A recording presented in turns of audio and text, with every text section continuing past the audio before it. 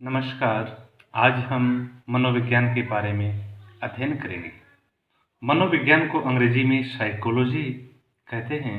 Psychology शब्द की उत्पत्ति ग्रीक या लैटिन भाषा के साइकी प्लस लोगोस से हुई है, जिसमें साइकी का अर्थ आत्मा, लोगोस का अर्थ विज्ञान, जिसका शाब्दिक अर्थ आत्मा का विज्ञान अर्थात आत्मा का अध्ययन करने वाला विज्ञान। मनोविज्ञान का जनक अरस्तु को माना जाता है, क्योंकि प्रारंभिक तौर पर मनोविज्ञान का कोई स्वतंत्र अस्तित्व नहीं था। मनोविज्ञान को दर्शन शास्त्र के साथ में पढ़ा जाता था, अर्थात मनोविज्ञान दर्शन शास्त्र का एक पार्ट था, एक भाग था, जिसको पृथक करने का अधिकार विलियम जेम्स को माना जाता है। इसलिए आधुनिक मनोविज्ञान का जनक है वो विलियम जेम्स है। अब बात यहाँ आती है कि मनोविज्ञान शब्द का सर्वप्रथम प्रयोग किसने किया। तो मनोविज्ञान शब्द का सर्वप्रथम प्रयोग अमेरिकन विचारक है रुडोल्फ गोयगले, जिन्होंने इस शब्द का प्रयोग 1590 ईस्वी में किया। दूसरी बात है कि प्रयोगात्मक मनोविज्ञान का जनक किसको माना जाता है। देखिए, विज्ञान उसी को माना जाता है जिसकी प्रयोगशाला हो। मनोविज्ञान जो मन का विज्ञान है, जिसके आगे विज्ञान जुड़ा है, तो इसकी जो प्रथम विश्व के संदर्भ में प्रथम प्रयोगशाला की स्थापना विलियम वुंड ने की थी। विलियम वुंड जर्मनी के थे, जिन्होंने 1879 में जर्मनी के लिप्सिंग नामक शहर में विश्व की प्रथम मनोवैज्ञानिक प्रयोगशाला की स्थापना करने के कारण इन्हें प्रयोगात्मक मनोविज्ञान का जनक माना जाता है। विकासात्मक मनोविज्ञान के जनक जीन पियाजे हैं। इस सिद्धांत के बारे में हम आगे विस्तार से अध्ययन करेंगे। सामाजिक मनोविज्ञान के जनक कर्ट लेविन हैं। अब एक तरफ हमने ये बात की थी कि विश्व के संदर्भ में प्रथम मनोवैज्ञानिक प्रयोगशाला की स्थापना विलियम वुंड ने की थी, तो भारत के संदर्भ में प्रथम मनोवैज्ञानिक प्रयोगशाला की स्थापना है वो एन सेनगुप्ता द्वारा कलकत्ता में 1915 में की गई। उसके बाद में हम बात करते हैं कि मनोविज्ञान का जो विकास क्रम है, वो विकास क्रम किस प्रकार से हुआ है। तो उसमें उसको 4 भागों में विभक्त किया है। 16वीं शताब्दी से लेकर के वर्तमान तक मनोविज्ञान का जो विकास क्रम है, उसके बारे में हम अध्ययन करेंगे। सबसे पहले 16वीं शताब्दी के अंतर्गत मनोविज्ञान को अध्ययन करने वाला विज्ञान माना गया है आत्मा का।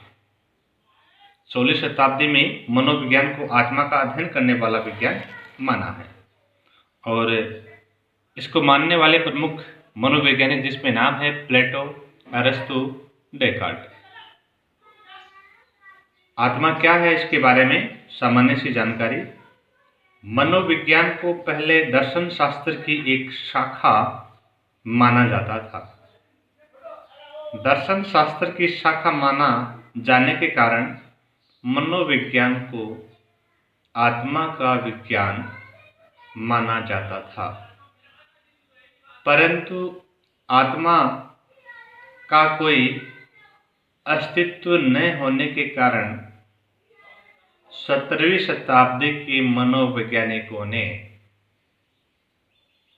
इस बात को ठुकरा दिया कि मनोविज्ञान में सिर्फ आत्मा का अध्ययन किया जाता है। अब हम बात करते हैं 17वीं शताब्दी, और 17वीं शताब्दी में मनोविज्ञान को मन या मस्तिष्क का अध्ययन करने वाला विज्ञान माना गया। मन या मस्तिष्क का अध्ययन करने वाला विज्ञान माना गया, क्योंकि इस विचारधारा को मानने वाले मनोवैज्ञानिकों का मानना है कि मनोविज्ञान कोई आत्मा का अध्ययन नहीं करता है, ये तो सिर्फ और सिर्फ मन या मस्तिष्क का अध्ययन करता है। इस विचारधारा को मानने वाले प्रमुख मनोवैज्ञानिक पोम्पोनोजी माना जाता है, जिनके अनुसार मनोविज्ञान मस्तिष्क का विज्ञान है। उसके बाद में हम बात करते हैं 19वीं शताब्दी की। तो 19वीं शताब्दी तक आते आते इस शताब्दी के मनोवैज्ञानिकों ने अध्ययन किया और यह बताया कि मनोविज्ञान ना तो कोई आत्मा का अध्ययन करता है, ना कोई मन मस्तिष्क का अध्ययन करता है, यह तो सिर्फ चेतना का अध्ययन करता है। चेतना का अध्ययन करने वाला विज्ञान मानने वाले प्रमुख मनोवैज्ञानिक है, जिसमें नाम आता है William James, William Wundt, Shirley Titchener. अब इस कार्यकाल में एक महत्वपूर्ण विश्व के संदर्भ में घटना घटित होती है, वो है इस कार्यकाल में विलियम वुंट के द्वारा जर्मनी के लिप्जिंग नामक शहर में प्रथम प्रयोगात्मक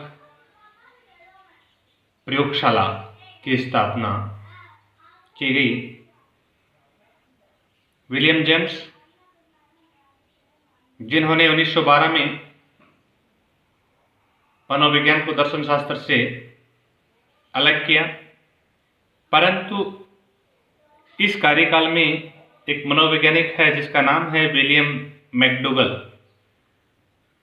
और विलियम मैकडूगल ने चेतना शब्द की निंदा की और उन्होंने कहा कि मनोविज्ञान कोई चेतना का अध्ययन नहीं करता है, यह तो सिर्फ और सिर्फ मनुष्य के अंतःकरण का अध्ययन करता है। इस बात का इन्होंने जो जिक्र है, इनकी पुस्तक है, उसका नाम है आउटलाइन ऑफ साइकोलॉजी में किया है। तो 19वीं शताब्दी में मनोविज्ञान को अध्ययन करने वाला विज्ञान माना है, वो है चेतना का अध्ययन करने वाला विज्ञान। उसके बाद में इसका जो विकास क्रम का अंतिम चरण है, वो है व्यवहार का विज्ञान। 20वीं शताब्दी से लेकर के वर्तमान तक, वर्तमान 21वीं शताब्दी है, में मनोविज्ञान को व्यवहार का विज्ञान माना है। इसके जनक है वॉटसन है, और वॉटसन का मानना है कि मनोविज्ञान जो मनुष्य व नियंत्रित परिस्थितियों में पशुओं के व्यवहार का भी अध्ययन करता है। वॉटसन की पुस्तक व्यवहारवाद, और जिसके अंतर्गत इन्होंने मनोविज्ञान को व्यवहार का विज्ञान माना है।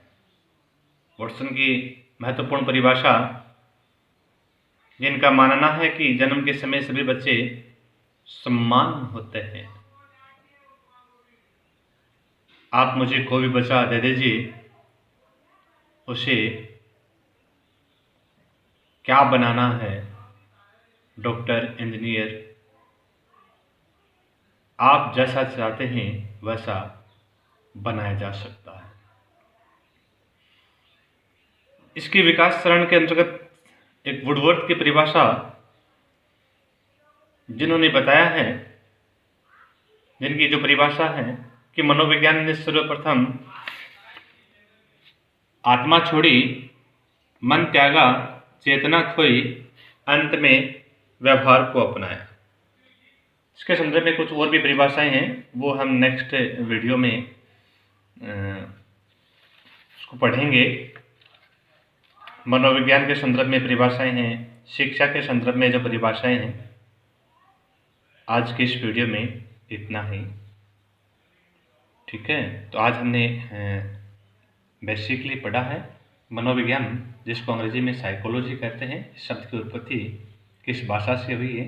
कहीं आप ग्रीक पढ़ते हैं, कहीं लैटिन पढ़ते हैं, कहीं यूनानी पढ़ते हैं। ये यूनान देश है, वहाँ की जो भाषाएं हैं ग्रीक, लैटिन। साइकी का अर्थ क्या है? लोगस का अर्थ क्या है? इसका जनक किसको माना जाता है? आधुनिक जनक किसको माना जाता है? शब्द का प्रयोग किसने किया? योगात्मक मनोविज्ञान का जनक विश्व के संदर्भ में कौन है? भारत के संदर्भ में कौन है? उसके बाद में इसका जो विकास क्रम है, आत्मा का विज्ञान है, मन या मस्तिष्क का विज्ञान है, चेतना का विज्ञान है और व्यवहार का विज्ञान है। इसके बारे में हमने अध्ययन किया, ठीक है। जय हिंद, जय भारत।